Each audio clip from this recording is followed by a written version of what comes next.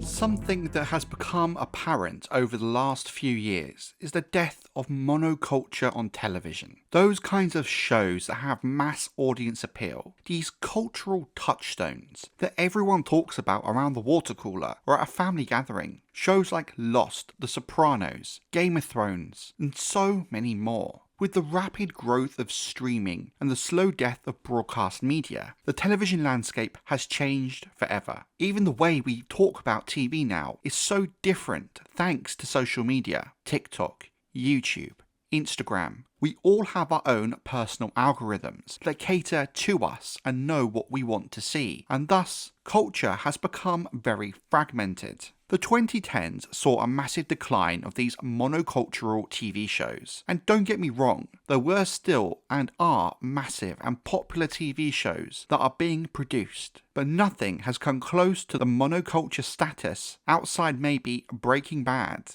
Game of Thrones, and the topic of this video, Stranger Things. This is why Stranger Things' final season, the final episode, the end of its story, is so much more than the end of a beloved TV show for many people. It's the end of a cultural movement that captured the hearts of millions across the world, and why in reality, its finale, the end of its story, was never going to be perfect. There was frankly too many different people with different priorities and investments in the show to please. On balance, the ending to Stranger Things is fine. It's not the best, it's not the worst. The Duffer Brothers managed to land the plane in a way that Benioff and Wise failed to do with Game of Thrones. But a lot of the good the Duffer Brothers achieved with this episode very much gets undermined with their choice to have an open and ambiguous ending for arguably the show's main character. 11. Elle, Jane. An ending that frankly seemed to please very few, with the online discourse around this specific aspect of the ending becoming extremely heated and toxic to the point it starts bringing down the perception of the rest of the ending, which for the most part works quite well. The epilogue as a whole did its job, and it's only this open aspect element of it which really causes issues. Sadly, Elle's fate is the perfect example of the dangers of how tricky open endings are to pull off when the foundations of it are made of quicksand. Without these strong foundations, none of the scenarios you are giving your audience make any realistic sense in terms of the characters or your own established narrative. Hence, why so many, even within the general viewing audience, find Elle's ambiguous fate frustrating and unsatisfying. In this video, we're going to be doing a deep dive into why the open ending of Stranger Things simply fails at being ambiguous, and why I think the Duffer Brothers and Netflix ended up in this position in the first place. Because yes, while there is of course some sloppy writing at play here, studio and executive politics have also left their fingerprints on how the ending of Stranger Things has been perceived. 11 has two very clear fates. The first, that she sacrifices herself, staying in the upside down as it collapses, knowing it is the only way that her friends and family will ever truly be safe from the military and the government, is that if she is dead. The key to creating more numbers, more people like Henry, who they could use as weapons, is in her very blood. If Elle dies inside the collapse, then there will be no more experiments, and everyone she loves and cares about will be safe. She says goodbye to Mike in the void, explaining he will understand one day before she disappears. Going into the epilogue set 18 months later, this seems to be the case, with everyone, including Mike, believing Elle is indeed dead, and at the same time the army has indeed left Hawkins, and everyone is seemingly safe and happy, apart from, well, Mike. Mike, obviously, given his relationship with Elle, has been hit very hard by her apparent death, with losing Elle always being his biggest fear. This very thing has happened, and his sadness and sense of loss and grief is profound, especially in the contrast to the joy of all the other characters around him. During his graduation, the static feedback from the speakers helps Mike to realize that it should have been impossible for Elle to talk to him in the void, given that the military had deployed the hedgehogs, Elle's kryptonite, which stops her from being able to use her powers and effectively immobilizes her. From this, Mike figures out that the Elle we saw in the gate was not real, a projection from Callie, with Callie also turning Elle invisible as she's taken from the back of the truck by the soldiers, allowing her in that brief moment to escape into the tunnels near the radio shack and get far enough away from the kryptonite to be able to contact Mike in the void and say her goodbye, faking her death using the projection in the process. Mike tells the party his theory through a story told in his Dungeons and Dragons campaign, with them ultimately choosing to believe that Elle is out there. We then see a shot of Elle seemingly in Iceland with 3 waterfalls, which is the kind of place Mike had always promised to escape to with her. So this ending gives the viewer 2 very clear choices when it comes to Elle's fate. She either died and Mike's theory is just that, a theory born out of his grief, a story used to cope with his loss, or number 2,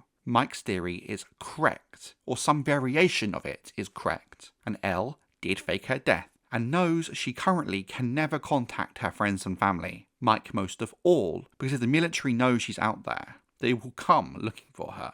We see in the show that the party with hope believes Mike is correct, but we as viewers are left with a choice to make. But here's the thing, and this is where the open ending frankly fails at being ambiguous. Neither choice makes 100% sense, and thus we as viewers don't feel fulfilled by them. Open endings only work effectively if both situations you are giving the viewer make sense. I think the best way to get this point across is to break down the evidence for both of these theories, because it exposes the massive holes in each, but also shows how one of the endings has frankly an overwhelming amount of evidence for it that inadvertently tips the scales in favour of one ending, which may or may not have been the Duffer Brothers' intent. These things have either been done intentionally or the writing is extremely sloppy, and honestly it's actually quite hard to judge which it is.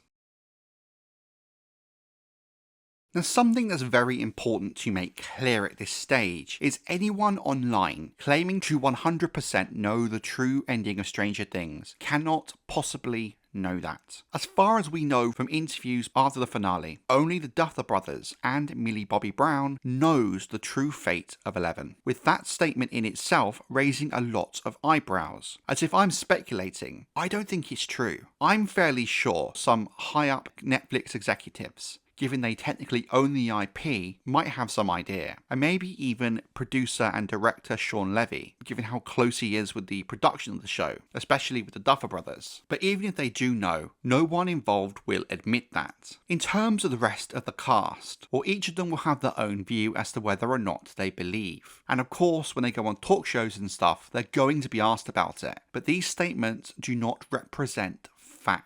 It's their opinion. Despite the Duffer Brothers' claims about who knows, it also really wouldn't surprise me if some sort of conversation happened with Finn Wolfhard, given how central and vital Elle's fate is to his story. But in this video, I'm not going to try and claim what ending is correct. What I'm trying to do by laying out the evidence is it becomes very clear why Elle's fate fails at being open or ambiguous, in the sense neither option actually makes any sense at all. Breaking down ending 1, in which Elle does truly sacrifice herself, doesn't actually need too much explanation, it's quite straightforward. The difference in the endings really hinges on the possibility and likelihood of her masterminding and executing this escape plan.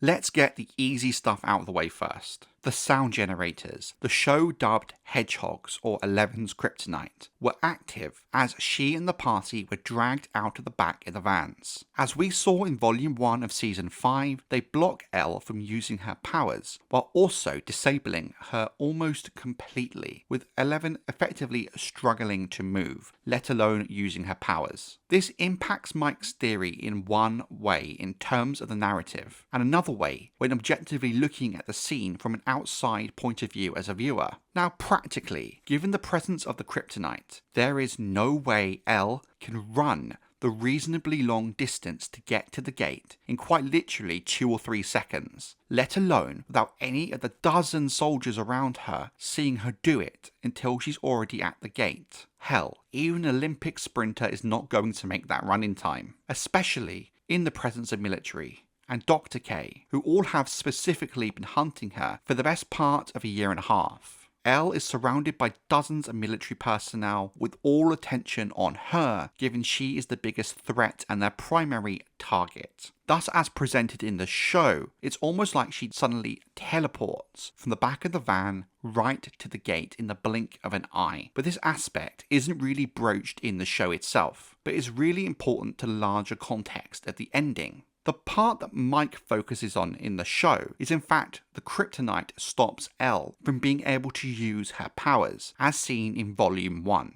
The distance of this effect is quite large, and in this scene they have 4 of these generators. So even if Elle somehow did make it to the gate unseen in a matter of seconds, there should be no way she should be able to pull Mike into the void and have that final conversation with him. Hence, why in Mike's theory, with Callie making Elle briefly invisible, she's able to use that fraction of a second to get into the nearby Radio Shack and into the tunnels and far enough away where she can then use her powers to pull Mike into the void. I've seen a few people claim that the Kryptonite weren't actually turned on, because we don't really hear much of a sound. But I watch TV with subtitles on, and the subtitles do indeed confirm the Kryptonite is active the second the gang are removed from the truck. Now that being present in the subtitles means it was flagged as an audio cue important enough to the scene and story to be included in the subtitles over other sounds and background noise that were happening. So this kind of highlights how important the generators are to the story. There are also 2 other non-story elements linked to the Kryptonite element of Mike's theory that we as viewers may regard as suspicious. Technically, when 11 enters the void, the way she does with Mike in this scene, she needs to be able to concentrate, often using blindfolds and static noise to do so. Given this, it's fair to question how she would be able to do this when standing openly in the gate, eyes open the whole time, even after the whole of the Upside Down starts to tear itself apart behind her. Not really ideal circumstances there. You then also have to factor in what else we know about what happens to Elle when she uses her powers. She gets nosebleeds, even when it's just entering the void. While she's clearly better at doing this in Season 5 and has more control over it, the nosebleed element seems consistent throughout the show and with what has been established. Yet the Elle we see in the gate does not have a nosebleed. Another big smoking gun which has been hotly debated is that if you take a look at Elle's left arm in the gate, her iconic 11 tattoo is seemingly missing. Well, kinda. This is probably the weakest part of this theory. I saw one post on Reddit claiming that the tattoo was in fact there, but the evidence they posted, screenshots that they had color adjusted, in my view are inconclusive because the source resolution was way too low, with lots of artifacting and noise, and of course the special effects and particle effects not helping. In some frames it does kind of look like the tattoo could be there, in others it looks like it could just be a clump of dark pixels due to the resolution. I took a look at the footage myself using 4K stills from Netflix and spent a while messing with the colours and shadows. And as far as I can see, the tattoo does seem to be missing. The black smudge suggested as the tattoo in the Reddit post, seeming to be some kind of particle effect from the collapsing upside down, or the very least artifacting, as the position does seem to move slightly in subsequent frames. But honestly, It's 50-50, it's really hard to tell. But if the tattoo was missing, why is it so important? Now, at first when I heard this theory, I didn't really think much of it. If it were true, I could maybe see it being a small production error. Maybe they forgot to apply it in makeup, or something like that. That's until I found out that Millie Bobby Brown has the 11 tattoo in real life. If indeed it is truly missing, this is a huge smoking gun, and could be part of Callie's illusion, which indicates Mike's theory could be true. Because given that Millie has the tattoo in real life, if it was covered up by makeup, or removed in post-production, it would be a very clear creative choice to do so. Something that was meaningfully and purposely done. Like I said, the one small thing that makes me doubt this is I can see a scenario where this tattoo could just get lost in the noise of the heavy special effects in this moment. Regardless, between the kryptonite, the lack of a nosebleed, possibly this tattoo, and how we know Elle's powers function, and the sheer impossibility of her being able to reach the gate, does fit with Mike's theory that Elle did indeed fake her death. But here's the thing, the Callie aspect is what leaves a huge hole in this idea and needs huge leaps of logic, just as Mike's theory does. I briefly want to touch upon the void scene itself. It was really written well in terms of the choice of dialogue, because you can read it both ways. At first it comes across as this brutal and sad goodbye, as Elle explains to Mike why she's doing this, and that one day he would understand why. But then, when you look at the same dialogue with the context of Mike's theory, it does seem as if a lot of what Elle is saying has a double meaning that he's only going to understand after the fact. Because one day, Mike does figure it out. He does understand, and it's this that gives him hope and the ability to believe. By the time Mike does come up with his theory, Elle has been gone for a long time, which would mean her plan did work. Her loved ones and friends are safe. But Mike also knows that while she could still be out there living next to 3 waterfalls, for all intents and purposes, she's functionally dead and needs to remain that way, at least for the time being, for any of her sacrifice to have meant anything. At least with the current state in play in terms of the army and stuff.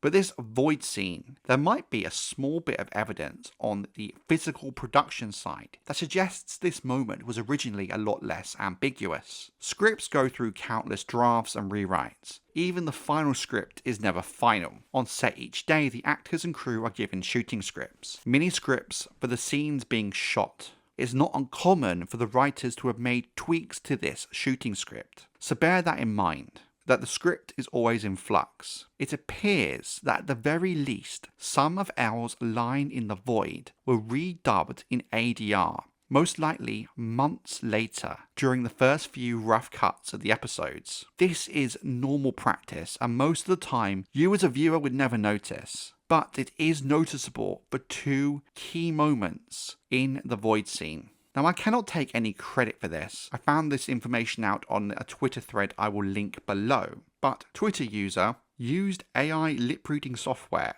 to figure out what Eleven's original lines in this scene were. And once you see it, it's kind of hard not to see how sloppy this dub actually is. I mean, even without the use of AI, you can figure it out. Once someone points out to you, the dialogue doesn't match. In the version we get in the show, Mike asks Elle not to leave him. Elle's response is, "I will always be with you." This line can be read 2 ways. That is not her choice to leave, or with the knowledge of Mike's theory, a statement that she would never actually leave him. Now, it seems that what Elle originally said before it was dubbed is, "I would never leave you." While this is a small change, it does impact the tone of the statement. I would argue it almost reads in the context of the scene as less ambiguous, making it too obvious in this moment she could be faking her death, taking the audience out of the drama. Hence why I think this line was changed in post to ensure more ambiguity. However, I'm not sure how much stock I put into this idea, but I do think this shows us that this ambiguity wasn't necessarily always part of the plan when they wrote this season, and they were tweaking scenes as they went during production and in post to try and make it more ambiguous and allow for both endings to make sense. What this shows us is this suggestion I've seen from some fans that the Duffer Brothers wanted to kill Elle off, but were too scared of the reaction, thus chickened out, doesn't seem likely. It seems her faking her death and the ambiguity was always part of the plan. The question was just how ambiguous they wanted to make it. Which is why it is slightly disappointing the ending they've worked hard to ensure was ambiguous kind of fails at doing that. Now, there is a Callie-sized hole in Mike's uplifting theory, because significant parts of it need her alive and willing to help Elle fake her death using her powers of illusion. And well, she looked very dead the last time we saw her. The show never tells us how Mike thinks she could have survived, but from looking around Reddit and Twitter, there are several popular ideas that sort of make sense, even if they are a bit of a stretch. Is Callie even dead? She seems to get shot in the gut and die of blood loss fairly quickly, but from what research I've done myself on the topic, it does seem like you can survive with a gut shot for an extended period of time depending on several factors, such as type of ammo used and exactly where you were shot. A few centimeters here or there makes a huge difference. Now, after Callie is shot, Hopper does rush to go and get the bag with medical supplies in it, and in this brief moment, Callie and Elle could communicate a plan of her faking her death. With Callie seemingly dead, Elle and Hopper then leave, and so on. When the van is stopped by the army, while bleeding out, Callie briefly makes Elle invisible and creates the illusion of her at the gate. What's also interesting here is despite the upside down being ripped apart around her, this Elle in the gate seemingly is not affected by the wind or debris and is somehow able to remain perfectly still and in place. We see wood and metal being flung about like nothing, and yet somehow she remains perfectly still. Stuff from the real world is being picked up and sucked into the gate. Yet Elle is able to stand there like it's nothing without even a hair moving. The Elle at the gate being an illusion fits with this idea that the physics of the collapsing upside down are not affecting her. We also don't see Elle get sucked into the upside down. There's not a sudden explosion, nothing hits her. She sort of just slowly disappears, which fits with the idea that Callie is now dead after using last of her strength to allow Elle to escape and fake her death. As she died, the illusion fades. So there is a logical way this could work, even if it's being held together with thoughts and prayers, because this aspect has several key issues with it that are unavoidable. Could Callie really have been bleeding out for, let's be generous, 20 minutes and still have the strength to use her powers in this way? Actually, there is a way, sort of, that we can maybe work out the timeline. Now, given the way the show is edited, we have no idea how much time actually passes between Callie getting shot and everyone coming back from defeating Vecna and the Mind Flayer. It could be as little as, by my count, 20 minutes to hours. But given the sense of urgency, it makes sense to go for a shorter time frame. So, the record being used for the bomb is Prince and the Revolution's Purple Rain, specifically the 1984 pressing Side B. We see Murray start the LP from the start of that side, with the bomb going off midway through Purple Rain. If we look at the run times of the LP, we're talking about 12 minutes before Purple Rain starts to play. So from Murray and Hopper being on the roof of the lab to Mike and Elle being in the void takes about 12 minutes. If we take the shortest possible time between Callie getting shot and the gang coming back from defeating Vecna as about 20 minutes, plus the travel time out of the Upside Down, we're now looking at a low-end estimation of 32 minutes. While, as I did point out, it can take a long time to bleed out from a gut shot, depending on location and ammo, I can't help but think the timeline here is really pushing it, unless maybe Callie was never actually shot in the first place. This is why the Callie being shot aspect of this is the biggest issue with Mike's theory. But if we ignore that part of it for a moment, my biggest issue, even if this is what happened, is how would Callie know the exact moment she needed to make Elle invisible and create the illusion at the gate? Maybe she was mentally connected with Elle in some way, kind of how she, Elle and Max walked through Henry's memories, or something to that effect. But yeah, timing it is a really big issue, let alone her dubious powers. The other version of this idea is that Callie was never actually shot. While we as the viewer hear the gunshot, we don't actually see it hit, if that makes sense. The blood could be an illusion to trick Hopper. While this idea makes more sense in terms of Callie not bleeding out and surviving long enough to actually create the illusion, there is again issues. Callie would have to fake the gunshot wound and blood, which is possible if the whole of Callie was an illusion. Then, when she is touched by Elle and Hopper, it would have been broken.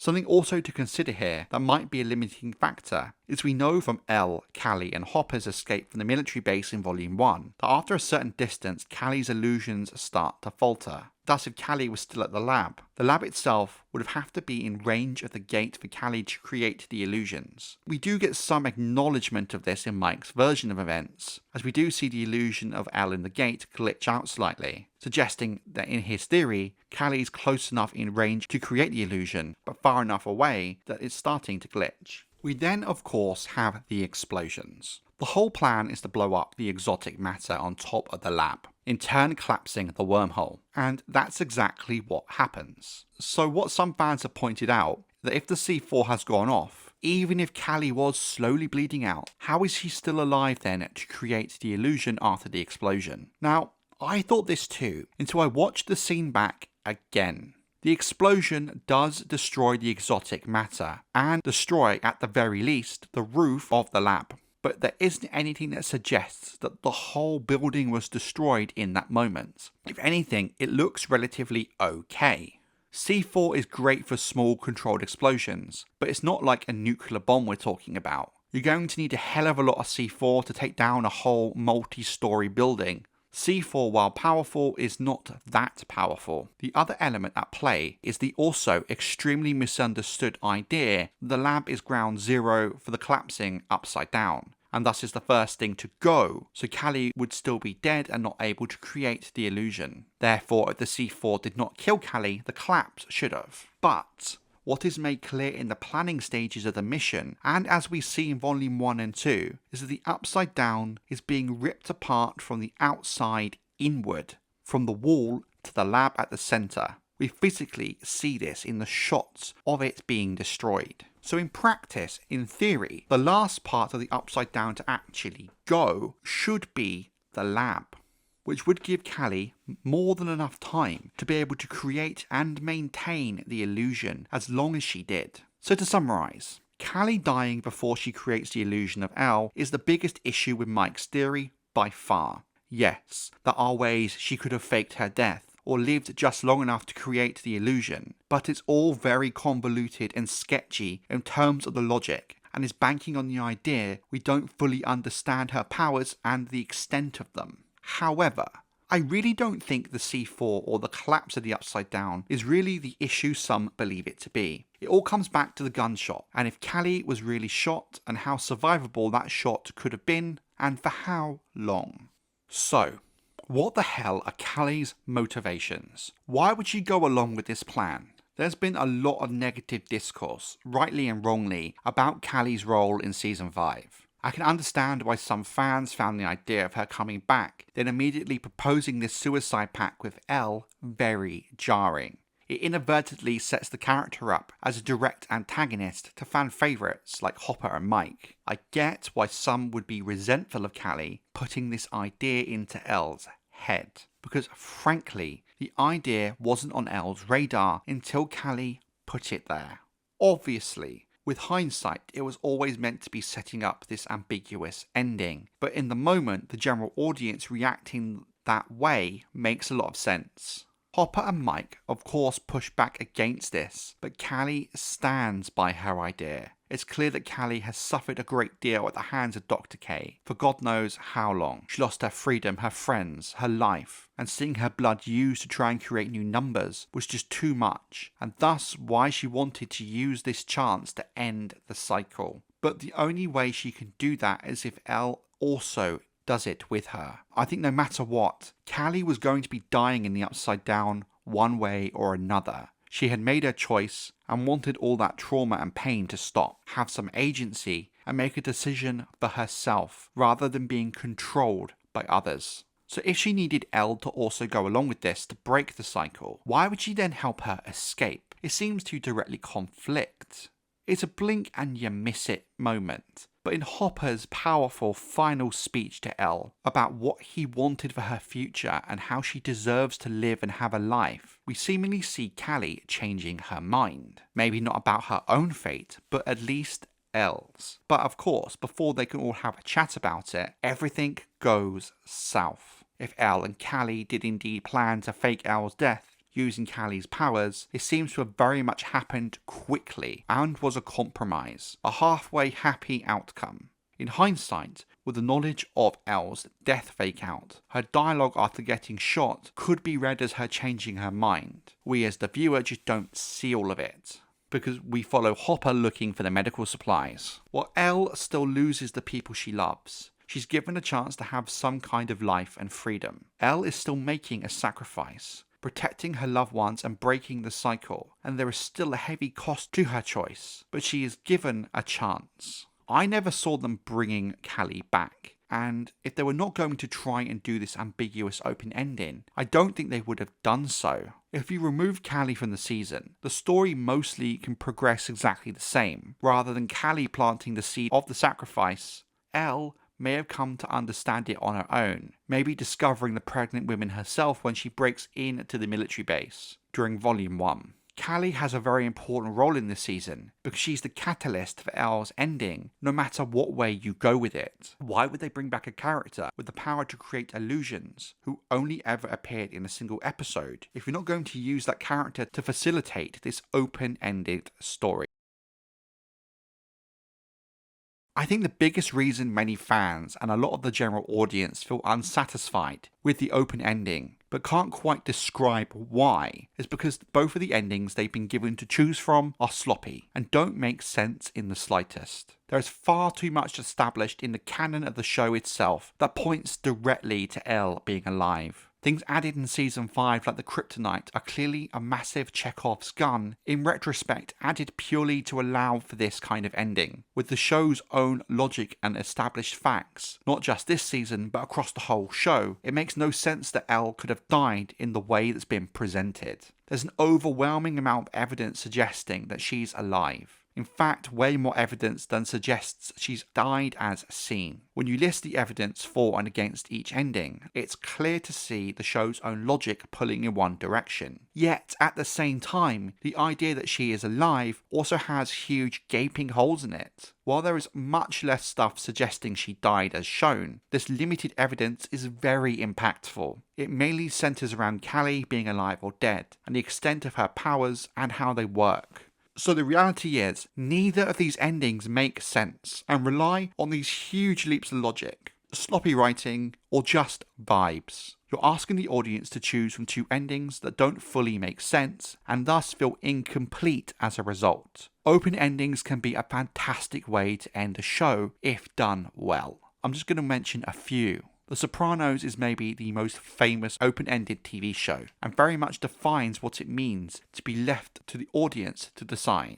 Of course, spoilers for The Sopranos. Was Tony shot or not? Both scenarios are compelling, and both of them work and make sense in the context of the story. Another sort of open-ended TV show I really liked was Season 8 of Scrubs. Yes, I know technically, strictly speaking, it's not an open ending, as sadly Season 9 happened. But at the end of Season 8, what was meant to be the ending, and for many fans such as myself, still view it as the true ending of the show, we see JD leave the hospital for the last time. He sees a film of what his future could be. And while it's heavily implied this will happen, which was later mostly confirmed in Season 9, for a brief moment, if you wanted to, there was nothing stopping you believing that that montage was just JD's fantasy, which also fits really well with the tone and feel of the show. Chuck also has a very beautiful, ambiguous ending. Again, a spoiler warning here. It mirrors the first episode brilliantly, and it's left to the viewer to work out if Sarah regains her memories when she and Chuck kiss on the beach. While the creators of the show would go on to imply this to be the case later on, it doesn't take away from how well done it was. If you want to talk about the king of modern ambiguous endings, you have to mention Inception. Reality or dream is something I think people will be debating for decades. My point here is for an open ending to truly work, for the audience to feel satisfied and fulfilled by it, Both options you're being given have to make 100% sense in the context of the story being told. And this is what Stranger Things fails to do with Eleven's fate. Both the choices have these huge issues with them, wherein no matter what option you pick, there are too many things that don't make sense about it to allow you to be satisfied fully with it. Hence, why 95% of the ending hits the mark, but it's that remaining 5% left open which has bothered many viewers, more hardcore fans and the general audience alike.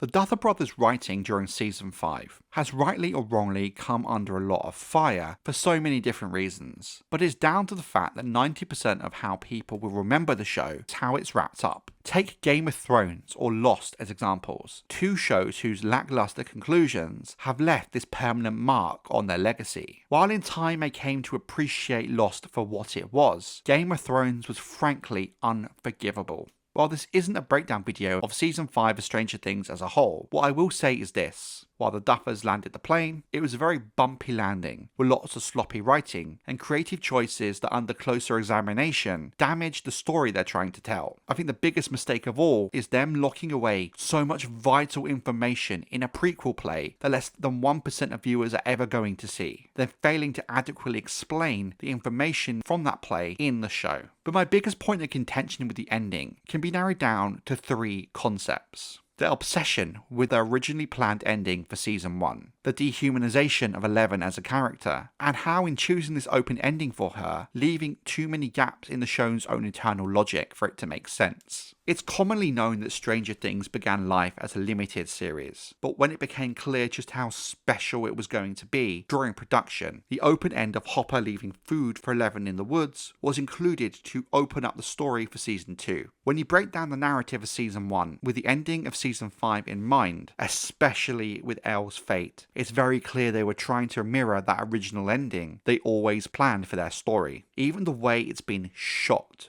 is meant to invoke this idea. The show ends just how Season 1 ended, with Eleven seemingly sacrificing herself, with the party playing D&D, with Mike wondering what happened to Eleven. The difference is, this time, we as a viewer don't get the Hopper fake out, and are left to decide for ourselves, with the issue being both our choices make no sense. Now, this method of storytelling can work well. Part of why I like the writings of George R. R. Martin so much, and have a channel dedicated to his world, is his beautiful way of using this mirroring and poetic form of writing. But the key reason this reimagining of the ending of Season 1 does not work for Season 5 is, well, because Season 5 is drastically different. The story told over Seasons 2, 3, 4 and 5 has moved on from the narrative they began with in Season 1. If we use Eleven as an example, Eleven sacrifices herself at the end of Season 1, and it works really well and makes a lot of sense because she's still this strange and mysterious character. But this same story beat no longer works for her in Season 5 because she had 4 seasons of character growth. We as viewers have seen her change from this allegory of E.T. to a curious teenage girl exploring the world she's been isolated from her whole life for the first time.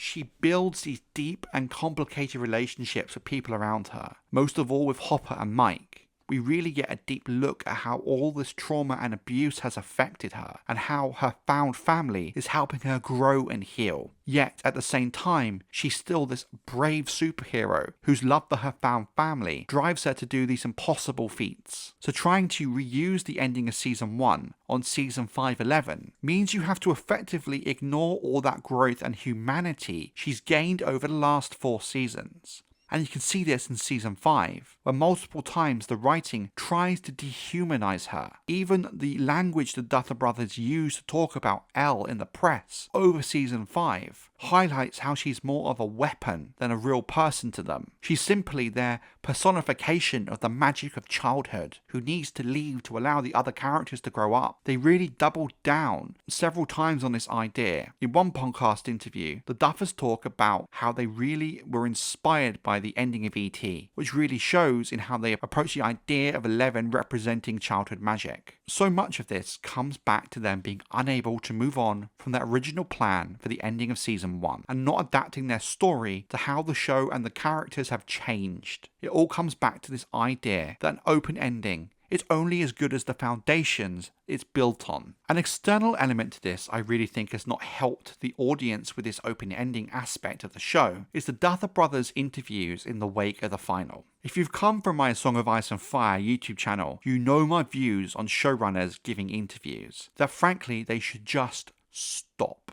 Ryan Condal and Sarah Hess made the reaction to Season 2 of House of the Dragon monumentally worse because of some of the nonsensical comments in interviews and utter disregard for the source material. The interviews the Duffers have given over the last couple of weeks really have not helped them. Not only do they often contradict themselves from interview to interview, when it became clear there was some backlash towards the ending, they began to backpedal very quickly. In the space of 48 hours, they went from saying it's up to the audience to decide, to even if Eleven is alive, she can never contact Hopper again, to then maybe there is hope she could contact Mike and Hopper in the future. I would encourage you to watch the Happy, Sad, Confused podcast episode with the Duffers, because while I don't agree with much of the Duffers' logic, out of all the interviews they've done, it's the most open they've been about the ending and what it means. The issue is, if you're doing an open ending, what you cannot then do is over-explain the ending or rule out certain ideas, because it negates the whole point of there being an open ending in the first place. The documentary about the making of the final of Season 5 came out on the 12th of January, and as I was finishing writing this script, I think it answers a lot of questions about how it all went wrong. It seems clear going into Season 5, they had no idea what the ending was actually going to be. In fact, they had shot well over half the season before actually working on the script, or even sitting down and roughing out the ideas and concepts they were going for. In fact, some Twitter users have taken screenshots from the boards in the writer's room that has a slightly different variation on the ending, which makes a lot more sense but lacks the ambiguity. The main gist of it being the military characters ended up killing each other in the lab, and basically Hopper seems to be in on Callie and Elle's plan to fake her death. And a lot of the debate we see in the documentary is them debating how ambiguous they should actually make it. So it seems what they did is take the bones of this original ending they had planned and attempt to make it more ambiguous, but at the same time not adjusting the overall course of the ending, which is how we ended up with so many leaps of logic and plot holes. But this documentary was baffling. When I was watching it, it felt like I was watching a mockumentary, like I was watching The Office. I was half expecting David Brent to walk into the writer's room with his guitar and start singing. The fact that Duffers, let alone Netflix, willingly put this out speaks volumes. But we get to see them in the process of making some of the huge choices that ended up being huge points of contention for many fans, such as the lack of Demogorgons in the final. But the biggest takeaway from the doc in terms of the open ending is it's clear that Ross and Matt Duffer both had very different ideas when it came to how they wanted to do it. It seems very much that Ross Duffer was very much pro the idea of Elle killing herself and to end the cycle of suffering and save her friends, while at the same time still having this fake out. The problem was, both the brothers felt this approach to the ending made it too obvious that Elle is alive. It very much also seems that Matt Duffer was more in the corner of leaving the audience with hope that Elle is alive, perhaps contacting Hopper in some way as a callback to Season 1's ending. So Ross and Matt Duffer were definitely coming from this from two different directions. So rather than hammer it out and go with one ending or the other, they compromised to this seemingly open ending, while at the same time neglecting to actually make both the scenarios make sense. It's also interesting that in interviews post-final, it seems to be Matt who's backtracking somewhat more towards a more hopeful outcome. I would mention one other thing about the documentary, is that I found the way in which Ross Duffer in particular was talking about the idea of the suicide of Elle extremely disturbing. Bearing in mind he was supposed to be talking about an abused and tortured teenager. There was almost a sense of excitement and glee to it, very much supporting the theory the way he saw Eleven was more of a plot device than a character and a person. The idea of an open ending for Stranger Things was very ill-conceived from day one, stemming from an unwillingness to change course to adjust to how characters and relationships in the show had developed over time. I do believe that part of the reason why an open ending even became a thing was because Matt and Ross Duffer partly disagreed on what path to take, thus keeping it ambiguous. While the sheer amount of evidence in the show points towards Elle not dying, be that through Mike's theory or something completely different. The Callie situation means her being dead is still on the table.